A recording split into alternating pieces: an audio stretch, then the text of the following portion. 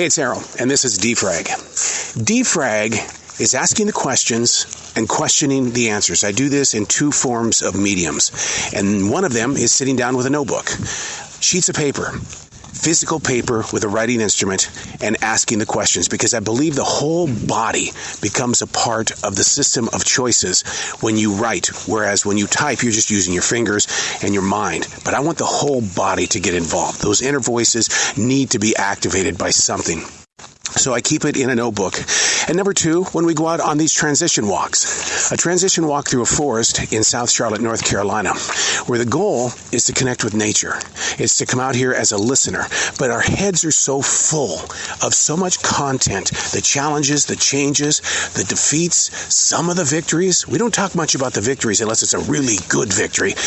But, something so simple is left behind. So you've got to learn how to ask the questions and then question the answers.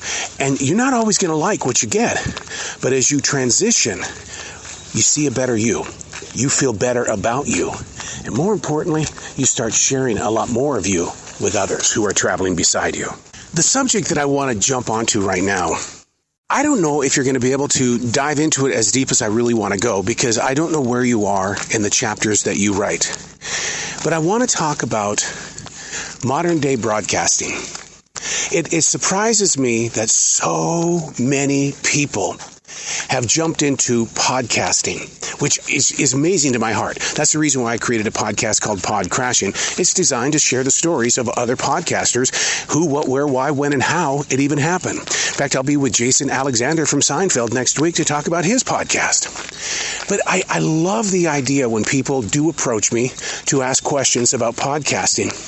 But I'm also I'm not troubled, but I question when people that I haven't seen in a long time step through the glass and they say, hey, I'm thinking about, I want to get into radio. And I kind of stop for a moment and I go, radio.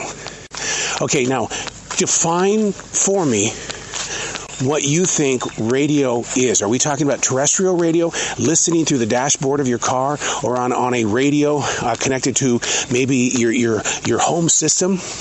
What is radio in your life? And the answers that I get are all over the place. They'll come up with every reason why they want to get into radio. And the majority of the time it's because I love music. I love sports. I love talking about the news. I get it. But what we have to do is define what you think radio is. Now, I'm a broadcast instructor. I've been doing that since 1988. And so I've grown with many very talented people and have watched them reach global levels because they took a chance on this thing called radio. But let's go back to 1988 and let's define what radio was back then. The dashboard of a car. It's what we had sitting on our desk at work. It was right there with us at all times. I had a transistor radio when I was a kid. But in 2023, radio is your smartphone. It's streaming. It's watching videos. It's making your own videos. It's creating your own internet radio station. So as I was talking with this gentleman who wrote to me this morning, what's so surprising is that I knew him when he was barely 6 years old. And now that he's wearing adult shoes, he's just reaching out. He's got a love for music. He's got this desire in his heart, which I love it when people share that kind of stuff with me. When they say that, hey, look, I really think I should be telling the story of music, and I want to do a radio show. Now, did I say anything about going to a school of broadcasting? Absolutely not.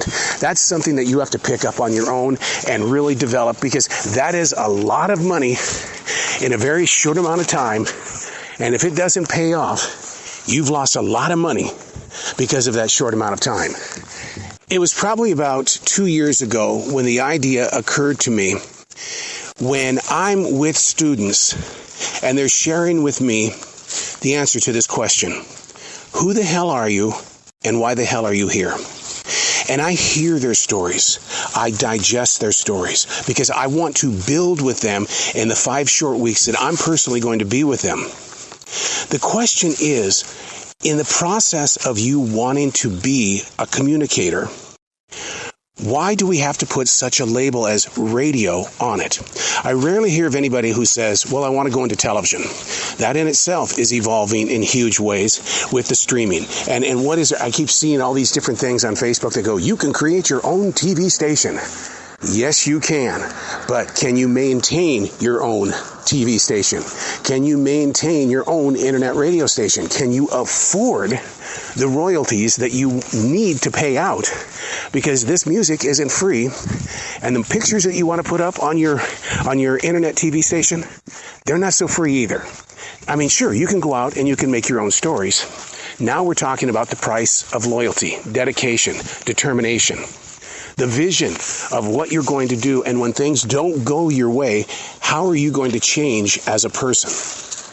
You see what I'm doing here? I'm defragging. I'm asking questions, and then I will question answers. And when you move through those little moments where you have a day of doubt, or you have that little situation where you go, I know this can work, but I can't figure out where are the people.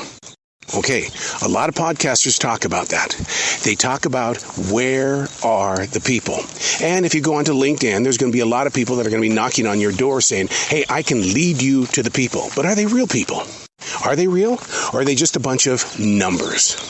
Bots, as they call them, B-O-T-S. How do you get by that kind of a situation where you've invested a lot of money to get somebody to help you find the people? But to me, the challenge is not that. They can show me where the people are. Can you keep the people? See, I'm doing it again. I'm defragging. I'm asking the questions, then questioning the answers.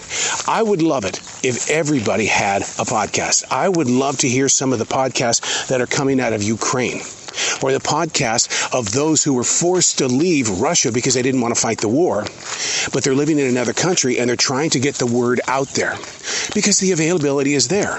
At one point in time, having that free voice wasn't always available on terrestrial radio or on regular television. But these days, because of streaming, what's stopping you? I suggest Anchor.fm, which is connected to Spotify. It's free. Most digital platforms will give you a little bit of space to say what you need to say or to create what you want to create. But you've got to ask the questions and question the answers. Can you afford where you're trying to grow? If you're feeling that moment, it's not Facebook. It's not Instagram. It's not TikTok. It is your voice. Are you going to show up for a couple of episodes, or are you going to show up for a lengthy stay? Create your own seasons. You're asking the questions. The answers come out. You think, okay, I got it. Then make it happen and be loyal to it. It's a Saturday where I am right now. A Saturday. Most people on Saturdays, they don't do anything. They don't work because it's a time off. Or if they've got an essential job, they're about ready to go to work there. I was in the studio. That's what it's all about. There are no days of rest when it comes to podcasting. Sure, you can put up one episode a week. It all depends what you're doing. I happen to put up several because I'm a radio guy that happened to jump into podcasting back in 2012. And I've had to thin out my expectation by asking the questions and questioning the answers. Where I used to put in anywhere between 9 to 12 hours a day inside the studio doing the interviews, editing, and posting and promoting. Now I give myself only so much time because you can oversaturate your presentation. And when you oversaturate it, the listener's going to go, too much. I'm getting too much of this guy. He's driving me totally insane. So ask the questions and question the answers. So if you were to create an internet radio station, what would you put on it? What type of music? I've got two very, very close friends that have their own internet radio stations, and they're both doing pretty incredible. But to get there has required a lot of money and a lot of work, especially when I said, you got to pay for the music. You got to pay the royalties. One of them features nothing but Monkees music. Monkees, the 1960s band, it features only that music. It's a monkey's channel. Another one has based their internet connection to several different styles of music. It's called R Beats. And she has done such an amazing job at staying true to what her dream was in making those connections with not only present day electronic DJs, but to other entertainers who are trying to just get their music out there and to be heard. She's done a beautiful job. I'm so proud of what she has done. And what's so funny is that she was one of my students, and she's one of those people that has gone global. And with Alan and the Monkeys channel, he's just been a very good friend of mine for 35 years. But I knew they were hungry for it. And that word hungry is a very valuable word. Are you hungry enough to see it through? Or will you become a part of the clutter? And the only way to find that answer out, don't listen to me, but I'm just going to say, the only way to find out that answer is to give it a shot. Take a chance. Find out where you are. I mean, I've got a very good friend. His name is Bill. Bill was one of my students as well. Bill did pretty good in sports radio as a producer, but he's been after me for several years to start a podcast. I'm going to start it, man. I'm going to start it. And then he finally told me this year, he says, I'm going to start it on March 1st. I want to start my own podcast. He said he would start it on March 1st. Today is March 18th. He's yet to have started it. He's still playing around with the idea of, I don't know what to talk about. And I hear that a lot. I don't know what to talk about. Hey, I do a podcast. It's called CTCS. It's about me working at a grocery store and sharing the experiences from theft to sex in the bathroom to whatever with people who happen to be retail people as well.